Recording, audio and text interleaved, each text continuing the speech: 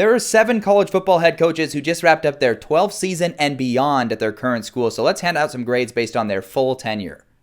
Kirk Ferentz is going to get an A at Iowa. He wins a couple Big Ten titles early in his tenure, and outside of that has just kept Iowa as a consistent contender in the Big Ten. The one knock and the one reason you wouldn't have the plus on there is because of the ceiling and limitations they've had in the modern era, but still operating at a very high level. Mike Gundy at Oklahoma State, going to get an A+. You look at where the program was and where they were historically and what he's done since he's been there. There's been a lot of great and a lot of really great teams to come out, and some people might knock him because of the ceiling Oklahoma State has had, but I think relative to the expectations of their program, he has established a new standard.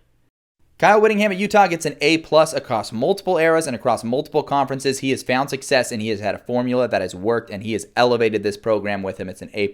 Troy Calhoun also gets an A+. If you look at any service academy in the modern era and you say, what's the peak efficiency they could be operating at year to year? Calhoun has shown you that over the last however many seasons he's been there at this point.